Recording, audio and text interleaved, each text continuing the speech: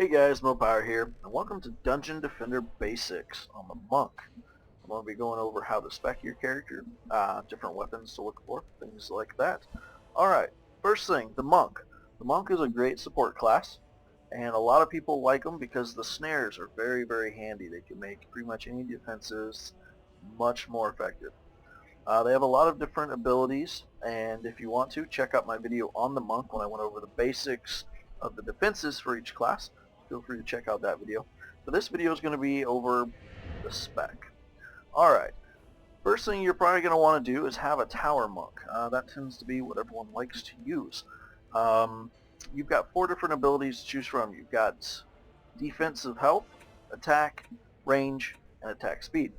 Now they did change the tooltips not too long ago, so now it says radius and lifespan. Before it was just health, and people are like, what does that mean? Well, auras, they will go down in durability, in the health of the aura, by the amount of time a creature is inside the aura. So the longer it's in the aura, the faster it goes down. So something to keep in mind. Some of them go down faster than others, like strength drains, they go down pretty quick. Things like ensnares, they'll go down pretty quick as well. Those are the two you'll have to watch the health the most. Okay, so first, the way I would suggest your spec is pretty similar to what I've got here. Same thing with some of the other ones. If you watch the other videos, you almost want a 2-to-1 ratio of attack speed to your attack power. So as you can see, I've got 1200 attack power to 600 attack speed. That's pretty good. A 2-to-1 ratio tends to make things pretty solid. On all the classes, you'll be alright. You don't need a super high attack speed on a monk.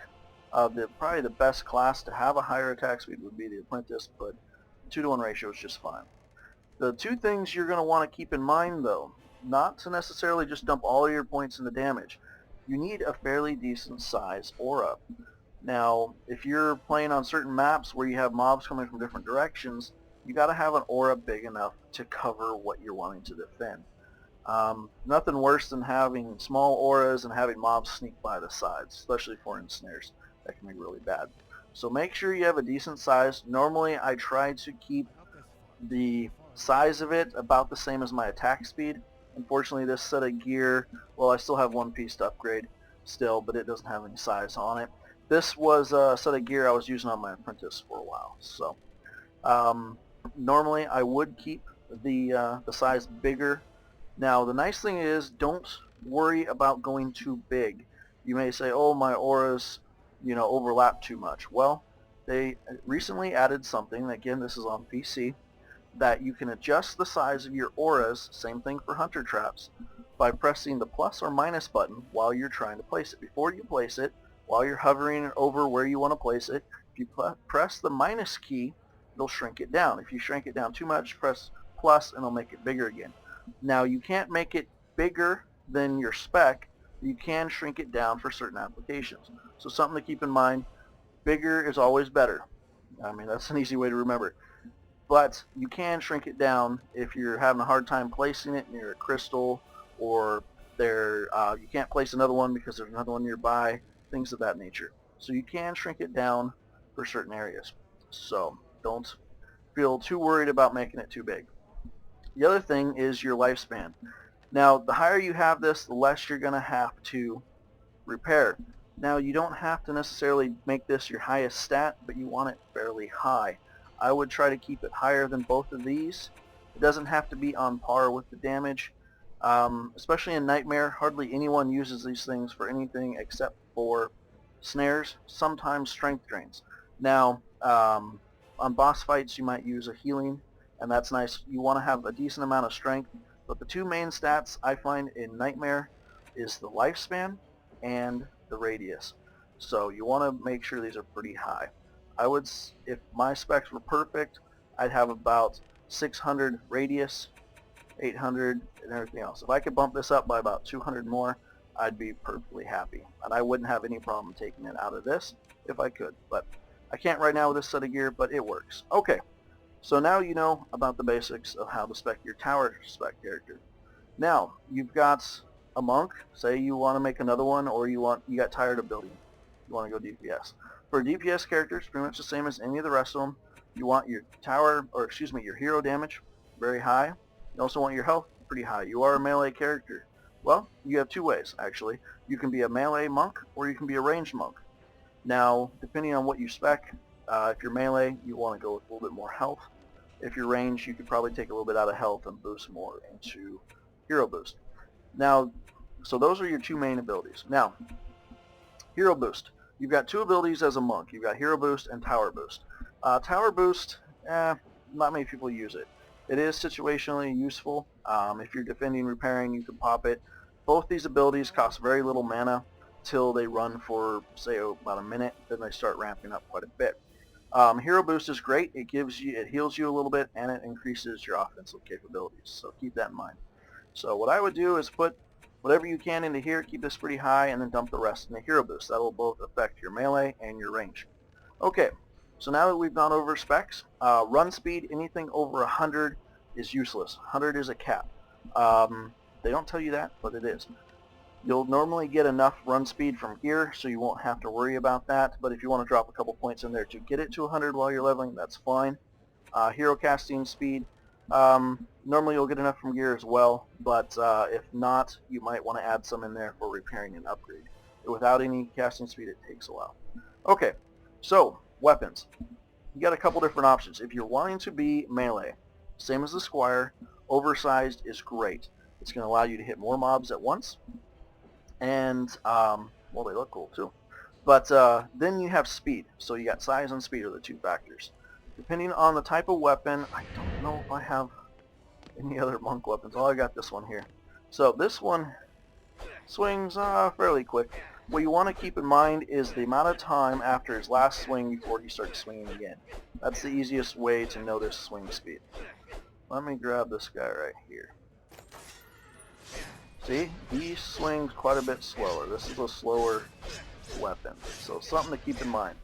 Okay, now another thing I'll mention with the monk, not a lot of people know this, but go out and get the Halloween Spooktacular ninja outfit. That's this guy right here. So you look like a ninja. The reason for that is if you notice, if any of you have played with the default skin, what the monk will tend to do in melee is he'll kind of stab and then do 2 sweeping strikes. With this ninja outfit, he does 3 sweeping strikes, which will help out quite a bit in melee because it hits more mobs, so something to keep in mind. Okay, so the other thing, stats on the stick. Alright, so you want to go with a fairly fast weapon. The fastest weapons right now for melee monk are the dual lightsabers. Kind of hard to find, especially oversized. So it's okay to go with a little bit slower weapon, but try to get an oversized weapon if you can. Definitely don't go with a small one if you're going melee. If you're going ranged, the swing speed and the size does not matter at all. So it's just about stats for ranged. Okay, so on this one, you'll notice when I shoot, all I have, this is a unicorn weapon, all I have is the one projectile. That's not that great. Just like a, let me see where my guy went, there he goes. Just like a apprentice, you want to find a weapon, if you're going for ranged, with multiple projectiles. That's going to allow you to hit a lot more mobs at once. And I believe the cap on monks as well is 5. So, okay, so for melee, this is your number 1 stat. You can forget about velocity and projectiles. I mean, it's nice to have it if you can't get to the mobs, but you want to specify one or the other when you're starting to put points into your weapons. So either go melee or go ranged. A little bit of both, and it doesn't really work. So, okay. So say you're going melee, dump everything in here. Unless you're a tower spec character, don't put any points in here. It's a waste of points. You want to bump up your damage. If you are tower spec, do put some points into your tower weapon slots depending on what you want to up, but also keep some decent damage. You want to be able to kill mobs as well. You don't want to be completely defenseless. So I would say on a tower spec, go about half damage, half tower stats, unless you are strictly only keeping the character in there to drop some auras and get out. If he's never out during combat, you won't have to worry as much. Okay, so for ranged, these are your 2 stats, projectiles and damage. You want to get a positive projectile speed that'll show, you can see here, how fast those bolts go out.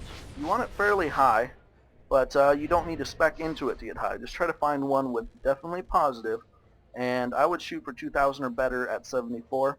You can get a lot of them with a lot higher stats. I've seen them up to 12, 15,000 base projectile speed. So anything over 5 is good in my opinion.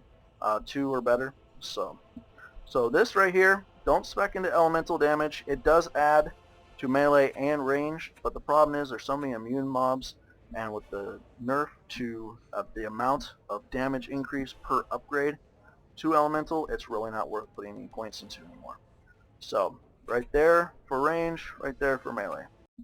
And that's pretty much it. Keep in mind, if you are upping this for a ranged monk, that this additional projectile should pop up every 10 levels, so watch for it, especially if you have a low upgrade weapon. Try to get those extra projectiles. It won't make much of a difference when you're far away, but when you get up close to something, you'll be hitting them with multiple projectiles. So you want as many as possible. I believe it still caps out at 5 though, unless I'm wrong and there might be 1 or 2 weapons like there is on the Apprentice that can get 6, but I haven't run across that with the Monk yet. Well guys, that's the basics for the Monk. If you want to know about the different auras, check out my other video that talks about the different defensive units for each class, so feel free to check that out. I hope you guys enjoyed.